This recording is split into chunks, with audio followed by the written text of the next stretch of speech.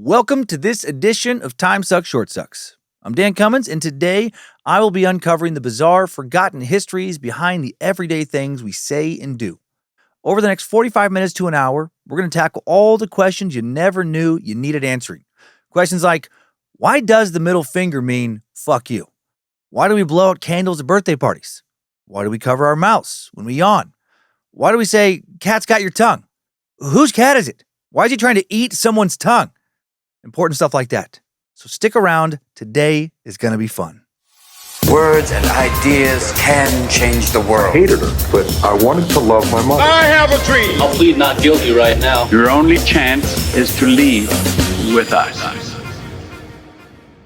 So much of what we say and do in our everyday lives is dictated by the not quite forgotten past. Pagan sacrifices made to gods and goddesses, decisions made by mad emperors, weapons wielded by pirates and thieves, diseases that have long been eradicated, and clothes that we used to wear. These are the sort of things that so many modern-day gestures, social norms, customs, and sayings were born from. The world is full of these little forgotten histories. But for the sake of time today, we're only going to focus on Western civilization, starting with some common idioms in the English language. Just in case you forgot, I usually forget. An idiom is a saying that emerged out of a common cultural experience and lived on as a metaphor even after the common cultural experience that inspired it became obsolete. Because of that, when read metaphorically, an idiom makes sense no matter what your knowledge of the phrase's origin is. But when it's read literally, an idiom won't make any fucking sense unless you have that cultural context that it's derived out of. Take the phrase, you just got to bite the bullet, for example. Metaphorically, it means you just have to accept this inevitable impending reality and face it. No history required to understand that. When taken literally, however, the phrase means you got to put this bullet between your teeth and chow down on it. And that makes little to no fucking sense. But back in the 1800s, when it was first popularized, the saying bite the bullet could be taken literally or figuratively, and it would make sense both ways. And that's because back then, without modern painkillers, soldiers undergoing surgical procedures like amputations were literally given a bullet to bite down on in order to both endure that extreme, unimaginable pain and, more practically, to stop themselves from biting off their own tongues. Why a bullet and not something else? Well, bullets were in plentiful supply back then, especially around soldiers, and they had just the right amount of thickness and kind of hardness, I guess, for lack of a better term, to be used for that purpose. Nowadays, thanks to the invention of anesthesia, the literal action of biting down on a bullet is thankfully no longer commonplace. And the phrase bite the bullet has thus become pretty meaningless if it's taken literally. Despite this, it's still one of the most popular sayings in the English language. Okay, now that we've covered that, let's really get into it and explore some other common expressions that we've all heard 1,000 times, but if you're like me, you've never really thought twice about where the phrase actually came from. Starting with a classic. Saved by the Bell.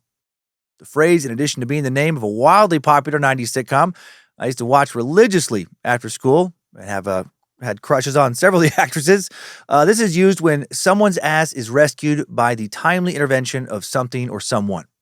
Common misconceptions about Saved by the Bell, the phrase, not the TV show, are that the phrase was either inspired by the bells that ring in schools to end each class period or the bells that ring during boxing matches to indicate the end of a round. Although it was in the boxing rings of the 18th century where the phrase first became mainstream, that's actually not where it began, as I've long assumed. Its true origins, far more gruesome. Up until relatively recently, getting buried alive was a real possibility.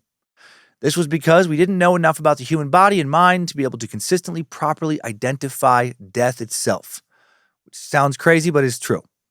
As Edgar Allan Poe put it in his short essay titled Premature Burial, the boundaries which divide life from death are at best shadowy and vague. Who shall say where one ends and where the other begins? It wasn't until the 20th century that science even began to scratch the surface of the physiological differences between being conscious, unconscious, and being dead. And it wasn't until 1968 that a firm determination was made between heart death and brain death. And because of this, for hundreds of years, people were mistakenly declared dead when they were actually still very much alive. Just quite ill, paralyzed, or in a coma. For example, in 1891, Octavia Smith Hatcher of Pikeville, Kentucky, lost her infant son to a fever. Soon after, Octavia fell into a deep depression and then seemingly slipped into a coma. On May 2nd of that year, she was pronounced dead from unknown causes and buried that same day. Embalming in the modern world, wasn't very widespread yet at this point. So she was just thrown into a coffin, and that coffin was just quickly thrown into a bunch of dirt, and a bunch more dirt was piled on top of it. As that summer went on, more and more people in town began contracting a mysterious illness that put them briefly in a coma, only to regain consciousness 1 or 2 days later and then recover. Octavia's husband James started to fear that his beloved wife had suffered the same illness, and that perhaps she wasn't dead when she was put into the ground. So horrifying. He promptly had his wife's body exhumed, and to his horror, and God, this would be terrible, James discovered the interior lining of her coffin had been shredded to tatters. The glass had been shattered, and his wife's fingernails were bloodied and ripped. She had been buried alive. She'd woken up, undoubtedly screaming for help for God knows how many hours, and tried unsuccessfully to claw her way back to the surface. And her case, while rare, was far from the only example of this in the 19th century and prior to the 19th century. Back in the 18th century, because of the many living people that were mistakenly being subjected to what they called premature burials, which is a very pleasant way of saying getting fucking buried alive, safety caskets were invented. Safety caskets were essentially coffins a person could survive in, not for a real long time, of course, but long enough, hopefully, for them to be able to indicate to the undertaker above that they were, in fact, still alive, or to whoever happened to be, laying flowers on their grave, etc.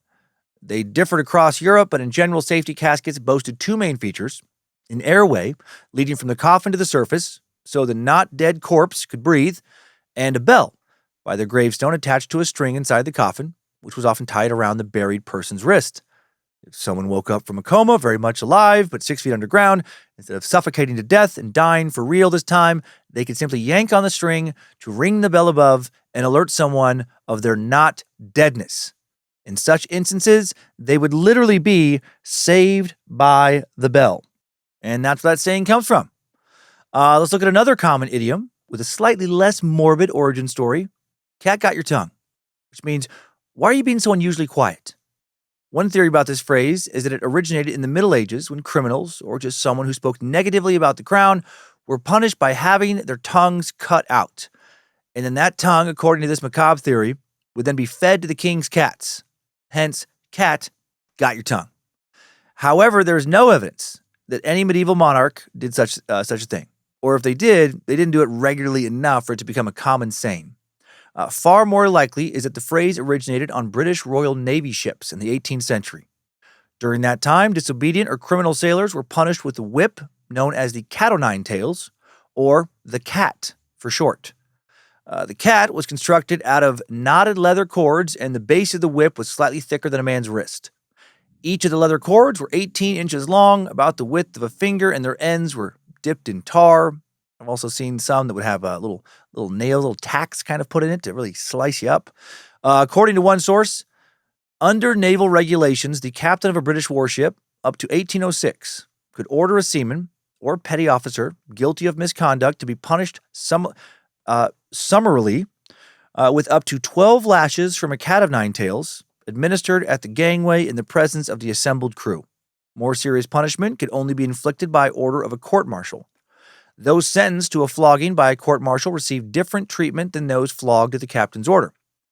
Court-martials ordered the guilty to be flogged around the fleet, that is, to be taken by boat around all the warships then in harbor, receiving a portion of their lashes at each. It was on these ships that cat got your tongue first came into existence. In this environment, the phrase could be used one of two ways.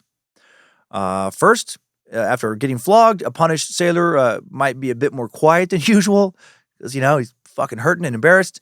And a comrade might say, cat got your tongue, roughly meaning, did that lashing make you quiet? On the other hand, if a shipmate was hesitant to say something out of order for fear of getting punished with a cat of nine tails, another shipmate might tease him by saying, cat got your tongue, meaning you scared of getting in trouble. And there you go. The more you know.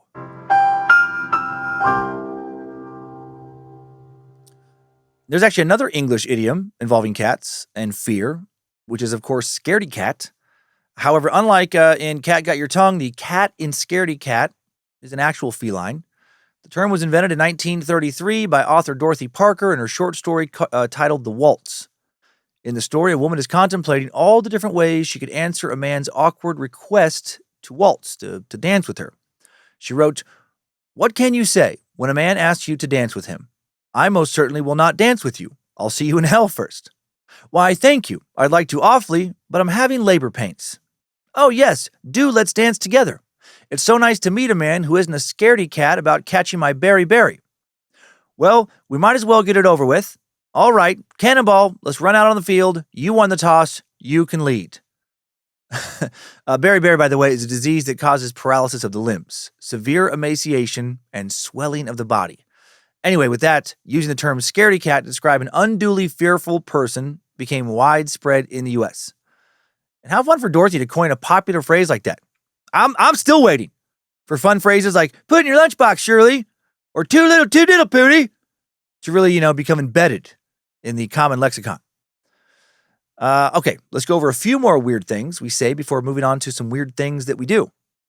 The term "to turn a blind eye" is a way of saying that you are consciously ignoring blatantly obvious or true things.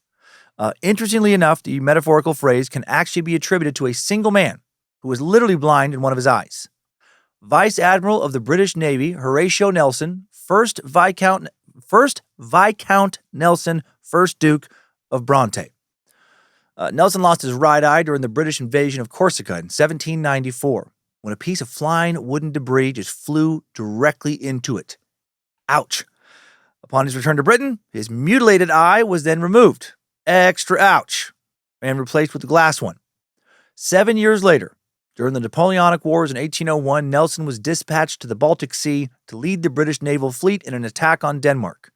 And from his spot aboard the HMS Elephant, Nelson directed 49 battleships to gun down the shores of Copenhagen. However, the Danish batteries on land were much more powerful than the Navy had anticipated. Halfway through the battle, using a flag system, the admiral in charge of all British forces, Sir Hyde Parker, signaled to Nelson to withdraw the British fleet. When the HMS Elephant's flag captain, Thomas Foley, informed Nelson the admiral's orders to retreat, Nelson responded, "You know, Foley, I have only one eye. I have a right to be blind sometimes." He then is said to have raised his telescope to his glass eye and proclaimed, "I really do not see the signal." A British naval hero and a pretty fucking funny guy. Against orders, the British Navy now fought on, and eventually they regained a strong offense and began absolutely obliterating the Danes. Hours later, Nelson dispatched a letter to the Danish commander, Crown Prince Frederick, offering him a truce. The prince agreed, and the next day, Nelson went ashore to finalize a formal armistice between Denmark and Britain. It was a massive victory for the Brits, which I guess proves the point that sometimes it does pay off to turn a blind eye to something. I feel like that one also deserves the more you know button.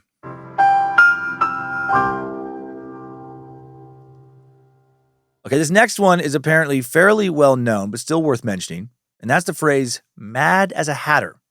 We may have covered this one before on Time Suck, but if we did, it was years ago, because I cannot for the life of me remember which episode it would have appeared in. If you're like me, for the longest time, you thought that "Mad as Hatter" was a reference to the Mad Hatter in Lewis Carroll's 1865 classic, Alice's Adventures in Wonderland. However, the phrase wasn't actually inspired by that character. The character was inspired by that phrase, and also some urine. And also syphilis. Let me explain. For hundreds of years, the primary material used in hat making was fur felt, and the first step in felt formation was getting the fur off of the skin of whatever dead animal was being used, most likely a rabbit or a beaver. During the 16th century, hat makers would separate the hair from the skin by saturating the pelt in camel urine. The piss softened the hair fibers and caused them to knot, which made the fur easier to remove. However, when the 17th century rolled around, French hat makers decided to ditch the camel middleman and save some money by using their own piss instead. Right? Waste not, want not. Reportedly, people started noticing that one particular workman's piss consistently produced felt of a significantly superior quality than anyone else's. Old Johnny's got that special sauce, got that sweet, sweet piss. Eventually, it was discovered that the man with the magic pee actually just had syphilis, and he was taking mercury chloride for it. Back then, the chemical compound was prescribed by doctors because it effectively killed syphilis-causing bacteria. Regrettably, it also frequently killed the patient and made their pee mercurial. Anyway, after putting together that it was the mercury in the man's pee that made his urine so effective, the hat makers decided to cut out the new middleman, possibly because he died, and go straight to the source. They started using mercury nitrate to produce their felts, and eventually the process spread outside of France and all across Europe. Unfortunately, the price hatters had to pay for more durable and high-quality felt was a real steep one. Their minds. From the 17th century all the way until 1941, because of prolonged exposure to mercury, the majority of hat makers in Europe and the U.S. suffered from some level of mercury poisoning, and eventually many developed erythemismus mercurialis. Don't always say that word. Or those two words. Erythemismus mercurialis, also known as Mad Hatter disease, is a neurological disorder that affects the entirety of the central nervous system. In minor cases caused by minimal exposure to the mercury, the side effects include irritability, apathy, depression, excitability, memory loss, low self-confidence, decreased physical strength, insomnia, and tremors.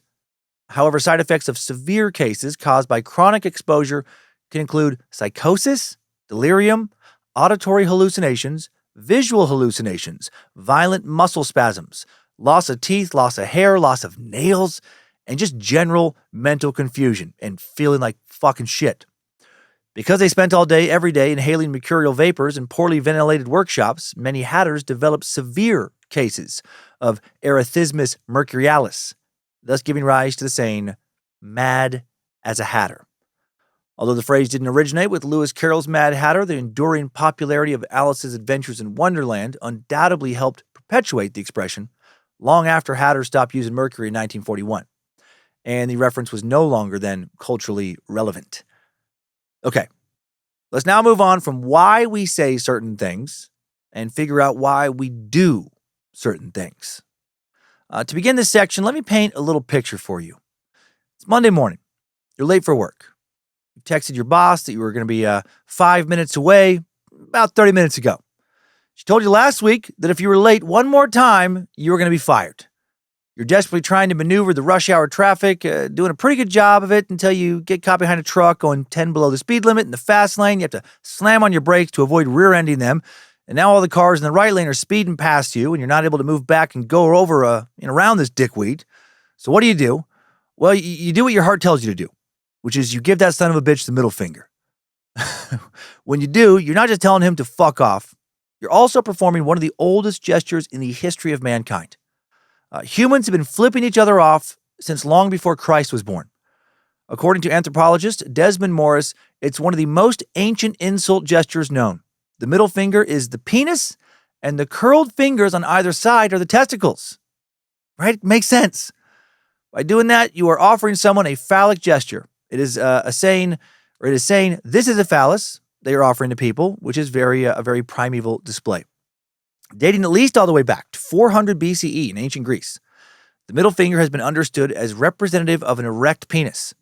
Because of that, to the Greeks, according to the University of Wisconsin grad student Christina Buckley's thesis, holding up the middle finger meant, as it still does, that the recipient of the gesture was apathic. And apathic, by the way, was the slang term for men who got anally penetrated during sex with other men. Variations of go get fucked. That's been an insult going back to the very beginnings of human civilization. The thought of being the fucky and not the fucker has apparently long terrified many heterosexual men. Although what the middle finger symbolizes hasn't really changed in at least 2,500 years, the way it's wielded has. Unlike us, the ancient Greeks wouldn't just show someone their middle finger to deliver an insult. They would basically fuck them with it. Using their, quote, long fingers, as the Greek playwright Aristophanes put it, men would poke each other men in their ears, mouth, nose, or even butthole in order to humiliate them. Nothing like a little butthole poke to rile up another dude. Of course, they would sometimes do this jokingly, but under the right circumstances, it was considered a grave insult. One of the very first documented references to the middle finger as an obscene gesture actually comes from Aristophanes himself. In his comedy, The Clouds, which he wrote in 419 BCE, a parody character of Socrates, is instructing a man named Strepsiades about how to measure poetic meter and rhythm using a finger. Strepsiades tells the philosopher that he already learned how to do that as a kid using a different finger. Socrates asked him which one, and according to some scholars, Strepsiades responded by lifting up his toga and pointing to his dick. I mean, I'm guessing that would have gotten some great laughs from the audience, right? It's one hell of a dick joke. However, other scholars disagree and claim that Strepsiades simply responded by presenting his middle finger to the philosopher. But according to researcher Max Nelson's article, Insulting Middle Finger Gestures Amongst Ancient Greeks and Romans, doesn't matter if the character whipped out his dick or displayed the middle finger, and that is because, quote, in either case, a link between the finger and the penis is clearly envisaged. And in fact, elsewhere in Aristophanes and in other old comedy poets, the Greek word for finger is used as a double entendre for the penis. Both explanations are plausible and have been defended by modern scholars. However, even if one were to accept that Strepsiades displayed his middle finger to Socrates, this need not be in the same manner as giving the finger in the modern sense. He could instead be pointing at Socrates with it, raising it up slowly like a limp penis, or letting it dangle, perhaps wiggling it at the same time. The middle finger eventually made its way to Rome, where it was promptly dubbed Digitus Imputicus, which translates to the shameless finger. That's a weird description for a finger. That finger's shameless. Although the gesture was considered obscene and lowbrow, the most famous example of its use in ancient Rome was set by an emperor, Gaius Caesar Augustus Germanicus, better known by his nickname Caligula, which means little boot. He was the emperor of Rome for just 4 years, from 37 CE to 41 CE.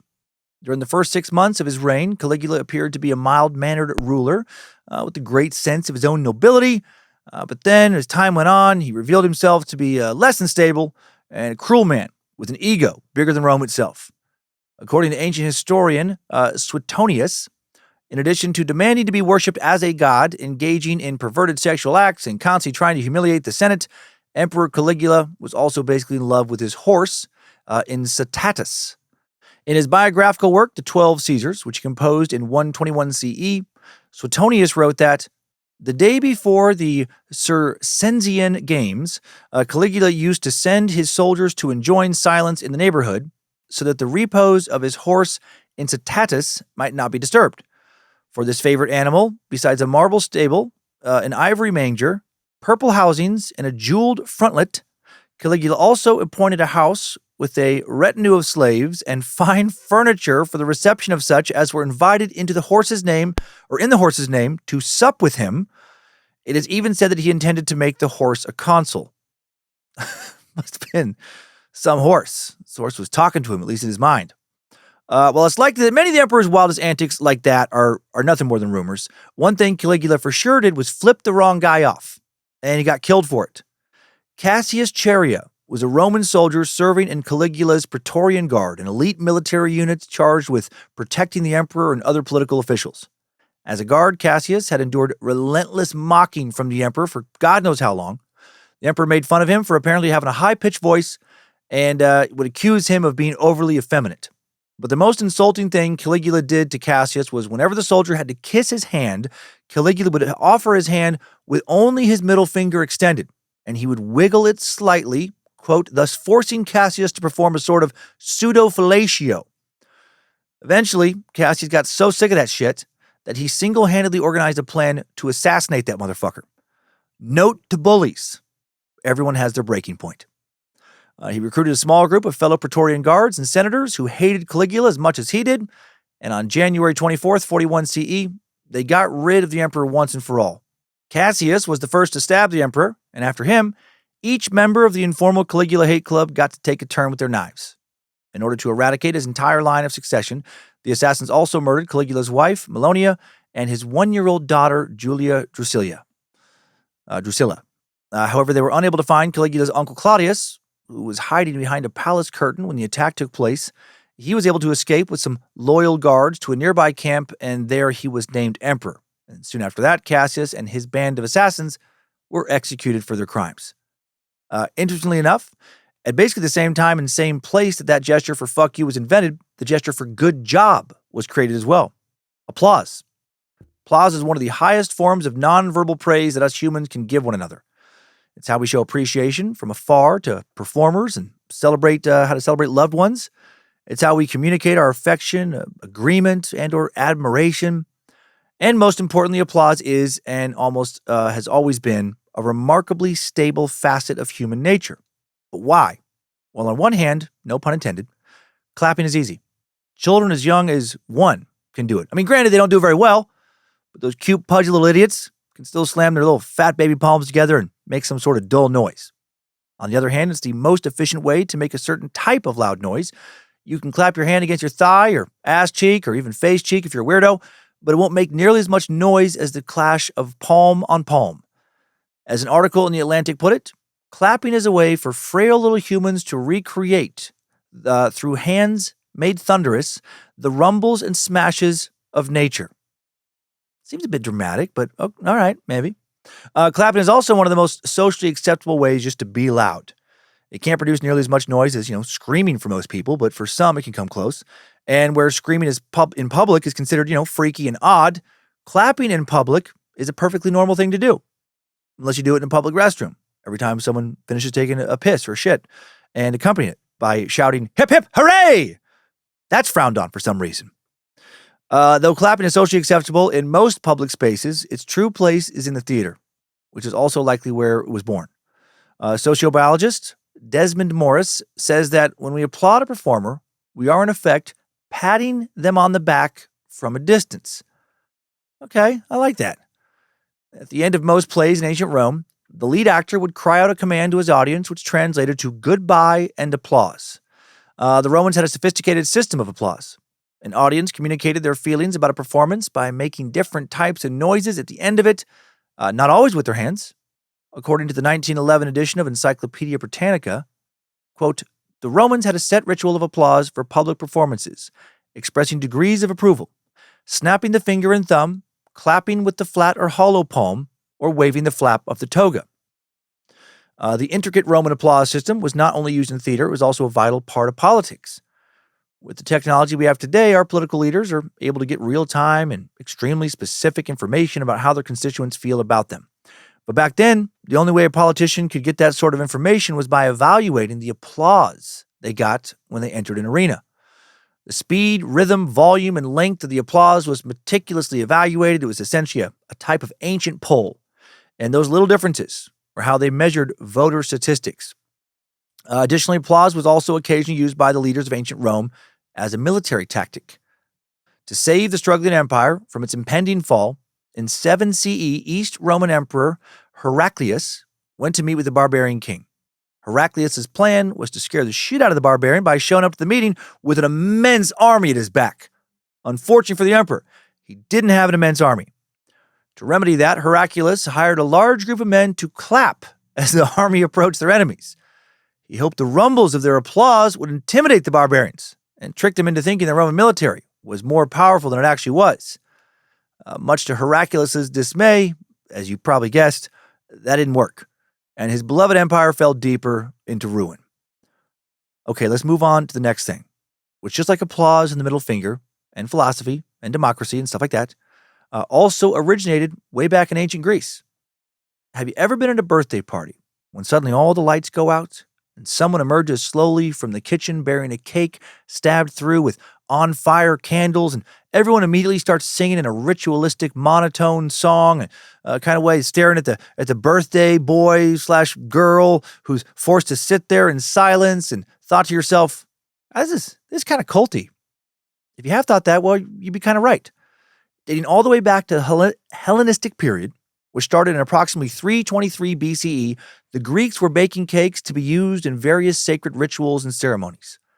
The primary ingredients of these sacred cakes were wheat or barley flour, herbs, fruits, seeds, nuts, cheese. I'd say I bet they were delicious, but I doubt it. I love Greek food, except for their desserts. I've literally never heard anyone in my life say something to the effect of, let's go get some Greek food. They have the best desserts. Anyway, Back then, sacred cakes would be served to guests at religious dinner party celebrations, or more often during festivals. They were placed before the temple of a god or goddess as a consecrated offering.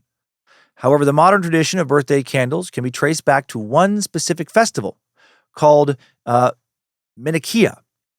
The spring festival was held on the 16th or 17th of the Athenian month of Munichian, and I think that first one was Munichia. There we go. The festival is called Munichia, pretty sure. That month was roughly equivalent to what is now late April or early May. It was held in honor of Artemis, the goddess of the moon, and during the festival, Athenians would gather around Artemis's temple and dance, race, and give offerings. Because Artemis was also known as Lady of the Beast, or the Mistress of Animals, amongst other things, because she was said to look after young girls from the time that they were infants to when they would give birth to their first child. During the festival, prepubescent little girls would dress up as bears and dance around the temple. Sometimes a female goat was dressed up as a girl and sacrificed to the goddess. But more often, the offering made was a round, layered cake topped with a little circle of torches, little miniature torches. Based on how it's represented in vase paintings, frescoes, and sculptures, Artemis's cake was baked in that shape and then lit with these little torches to make it resemble a full moon. That's a pretty cool little piece of trivia. You know what? That one needs that button. Many scholars consider this ancient votive to be the birthplace of our modern tradition, but it was actually not until the 18th century that blowing out birthday candles became a thing. For 300 years, Germany has been celebrating Kinderfest, or Children's Party in English, which is exactly what it sounds like. Like many cultures throughout history, the Germans in the 1700s believed that evil spirits were more likely to be present on days of significance, like holidays and birthdays. Because of this, each year on the morning of a child's birthday, they receive a cake adorned with the number of candles equal to their age, plus an extra one called the Light of Life. Though they got the cake in the morning, kids were not allowed to actually eat it until after dinner. Be left on display in a place of honor, and throughout the day, any candle that went out would immediately be replaced. The candles, in addition to looking pretty, served two purposes. For one thing, they represented hope that the child's life would not be extinguished anytime soon, hence the light of life. Additionally, the constant flickering of the candle's flames from morning to night was meant to ward off any evil spirits that might seek out the little one to harm. At the end of the day, the child was finally allowed to eat their cake, but first they had to blow out the candles and make a wish, which would be carried up to heaven on the billows of the candle smoke. And so, an ancient Greek tradition with an old German twist evolves into today's spittle-covered birthday celebration cakes. Sorry, that's annoying. I really like the sound of that little piano, little tickling of the ivories there. Another mundane celebratory tradition that actually began as an ancient ritual is toasting, clinking our glasses together after somebody gives a toast, one of the oldest, most universal aspects of dining etiquette. For centuries, in pubs and taverns and ballrooms and living rooms across the globe, people have been gingerly tapping champagne glasses or smashing together goblets of beer or mead or some other fermented drink in celebration of some great occasion, or just, actually being in the same areas, some other person, or trying to get laid or whatever. But why? According to the 1995 International Handbook of Alcohol and Culture, toasting is a secular vestige of ancient sacrificial libations in which a sacred liquid was offered to the gods, blood or wine in exchange for a wish, a prayer summarized in the words, long life, or to your health. For this modern day activity, we will not look back to the ancient Greeks, but to the Vikings. While toasting as a custom has roots in various ancient cultures, it was the Vikings who embraced and formalized toasting as a significant part of their feasting and celebratory tradition, and that tradition has carried over into modern times. During the Viking era, which lasted from around 800 CE to 1050 CE, toasting was a fundamental part of any feast. Cups were filled to the brim with beer or mead, and the toast itself was given by a designated skald. Skalds were skilled orators who composed Old Norse poetry and alliterative verse. Much like how we cheers today, the themes of the toast vary depending on the occasion. Speech might be about the generosity of the feast's benevolent host, the great fortune to come out of a new political alliance, the brave warriors who just died in a recent raid, or the gods and their power. When the toast was over, Everyone raised their mugs, horns, or bowls full of drink and proclaimed, Skål! According to more than a few sources, the word skål derives from the English word skull, and the reason they shouted it was because Viking warriors would literally drink their beer from the skulls of their fallen enemies. But that's probably bullshit. For starters, there's no historical record of Vikings using human skulls for chalices. They occasionally would drink from animal horns, but never human craniums, as far as we know. And in Old Norse, skull straight up does not mean skull. It means bowl. And in all 5 languages that Old Norse is developed into, Danish, Swedish, Norwegian, Icelandic, and Faroese, the word skull still means bowl. The reason the Vikings shouted bowl was because in earlier years, instead of individual mugs, people would toast with a single bowl from which everyone got a swig of. Despite that, some people still believe that the Norse warriors drank from human skulls, and that is because of the mistake made by one dude, Thomas fucking Percy. That fool! I actually don't know if he was a fool or not. Thomas Percy was the Catholic bishop of Dromore in County Down, Northern Ireland from 1782 until he died in 1811. Before he was ordained, Percy worked as a translator of foreign literary works.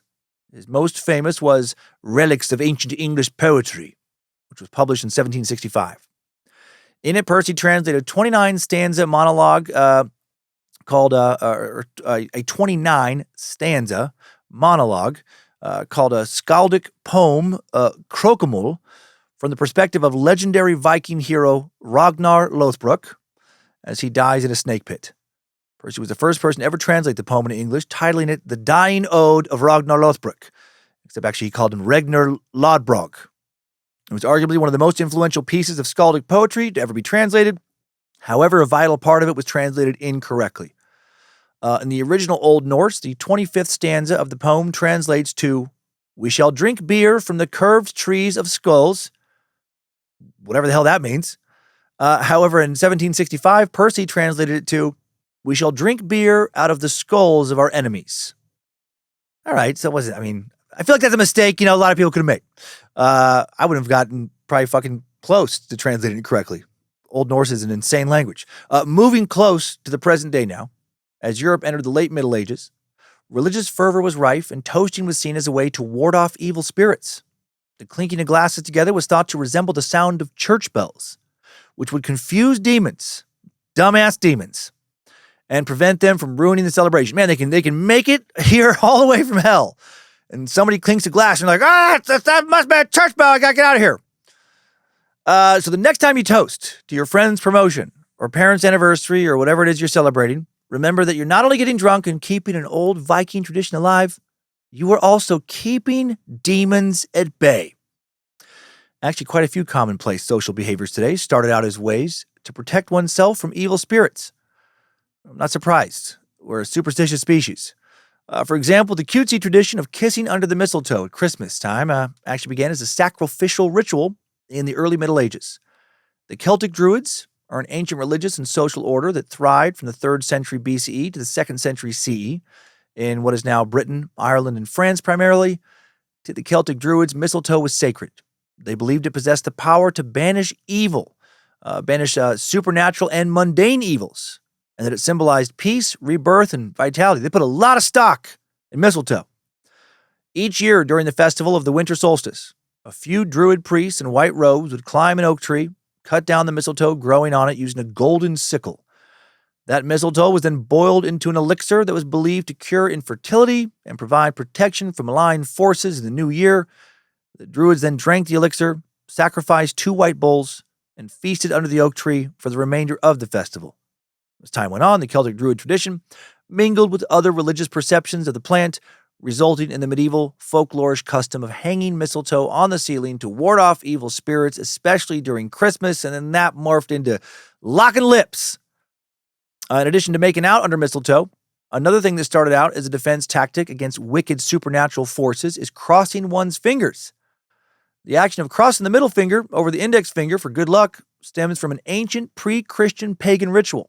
And we've been crossing our digits for millennia. Even before Jesus died on one, the cross was revered as a powerful symbol in the ancient world. In pre-Christian Europe, the horizontal line of the cross represented the mortal plane, and the vertical line represented the divine celestial world.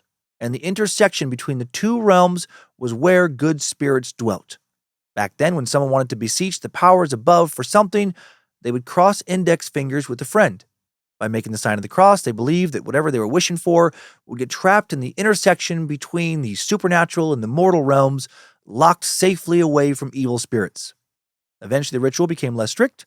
A secondary person no longer required to perform it. Instead, one could do it on their own by crossing their index and middle fingers. Cut to 2,000 years later, we're still performing the same ritual, even if we don't realize it. As one source pointed out, this sort of evolution happens often. Quote, customs, once formal, religious, and ritualistic, have a way of evolving with time to become informal, secular, and commonplace. A similar evolution took place with the custom of covering the mouth while yawning. We've all been taught, or should have been taught, when we yawn, the polite thing to do is cover our mouths, lest the people in our company think we're exhausted by their conversation. Humans have been doing this since antiquity, but back then, in the early days, it wasn't because they didn't want to seem rude. It was because they were literally trying to save their souls. In Islam, for example, yawning is seen as the work of evil spirits. When you yawn, it means the devil is trying to enter your body. And when you sneeze, it means the devil is leaving your body. So if you think your pesky allergies are just making you sleepy, you're wrong. You're a walking revolving door for demons. You evil, demon-infested shitbag.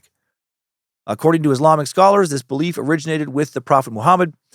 Quote, the Prophet said that Satan endeavors to distract the faithful in prayer. This is Allah's way of testing them. One way Satan distracts the faithful is by dominating their thoughts, infiltrating their minds during prayer. Another way is by making them yawn to divert attention away from their prayers. The Prophet told us that yawning is prompted by Satan and gave us the order to avoid it whenever possible. When it becomes inevitable, we must close our mouth with our hand. All right. A similar theory actually exists in India. According to Hindu mythology, yawning is dangerous because it creates an opening for evil spirits to enter your body. Watch out! Protect yourself! Luckily, you can prevent the spirits from taking possession of your meat sack by covering your mouth when you yawn. God, thank God again that evil spirits are so dumb. Thank God it's such an easy fix for something so dangerous. Also, if you're someone who doesn't cover their mouths when they yawn or, haven't been doing that, well, keep your legion of demons away from me. You're a walking fucking horde of demons. Okay, just about time to wrap things up. Before we do, I want to talk about one more gesture. We're likely all familiar with the concept of photobombing somebody, right? The whole bunny ears thing. This really cracked me up. Nowadays, making a V with the index and middle finger and holding it behind someone's head is a silly, innocent little gesture some of us do to poke a little fun at our friends. I honestly, until now, have never understood this gesture. I've always found it just both confusing and obnoxious. I'm like, what does that mean? Well, who cares? You put little fingers up behind somebody. What? Well, it means something a lot more fucked up than I expected. It's not just a harmless little bunny meaning. Bunny ears actually started out as cuckold's horns. And holding cuckold's horns behind someone's head was not a lighthearted joke. It was a grievous humiliation. During the Renaissance, especially in France, Italy, and Britain, men whose wives cheated on them were known as cuckolds. The term comes from the old French word for the cuckoo, a species of bird known to lay their own eggs in another bird's nest. During this period, horns were symbolic of masculinity and manliness. Virile animals like bulls, stags, the traditionally lecherous goat, they all boasted some kind of horns on their heads. And in the Middle Ages, when a man's wife cheated on him, it was seen as a critical failure on his part. Back then, women were believed to be both intellectually inferior to and more sexual than men. Therefore, it was a husband's job to protect and control his wife from her own stupidity and horniness. Additionally, wives were the legal property of their husbands, so when a man's wife cheated, it was not only seen as a failure on his part to fulfill his masculine role, but as a reflection of his inability to take care of his property. And finally, a cheating wife was also seen as an indication of her husband's sexual inadequacy. To humiliate such an unmanly man, other more manly men would make the cuckold's horns gesture behind his head, essentially as a way of saying, here's some masculinity since you seem to have lost yours, you pathetic limp dick piece of shit. So that's the origin of the harmless little old bunny ears. One of the biggest fans of the concept of the cuckold's horns was none other than Mr. William Shakespeare. Both the imagery of a horned man and the gesture itself appears consistently throughout his comedic work, though he frequently presents cuckoldry as someone that or something that happens to a man when he gets just married in general. In As You Like It, a group of lords sing a hunting song about getting cuckolded by their wives. What shall he have that killed the deer? His leather skin and horns to wear. Then sing him home. I have no idea what the melody's supposed to be. Take thou no scorn to wear the horn. It was a crest ere thou wast born. Thy father's father wore it, and thy father bore it. The horn, the lusty horn, is not a thing to laugh, to scorn. The more you know. And that's it for that silly little edition of Time Sucks, Short Sucks. I hope you like that. I especially liked finding out the origin of bunny ears. So confusing. And I think most people are confused. I don't think 90% of people understand what the hell that's about. It's just something we do. Who fucking knew that its origin was like, yeah, you can't control your wife, you fucking limp dick idiot. Never would have guessed that. Also, especially love the middle finger stuff. No idea that went back all the way to the ancient Greeks. If you enjoyed this little episode, check out the rest of the Bad Magic catalog. Beefier episodes of Time Suck every Monday at noon Pacific time. New episodes of the now long-running paranormal podcast, Scared to Death, every Tuesday at midnight. Thank you to Molly Jean Box for suggesting this topic and the initial research. And thank you to Logan Keith recording and uploading today's episode. Please go to badmagicproductions.com for all your Bad Magic needs and have yourself a great weekend.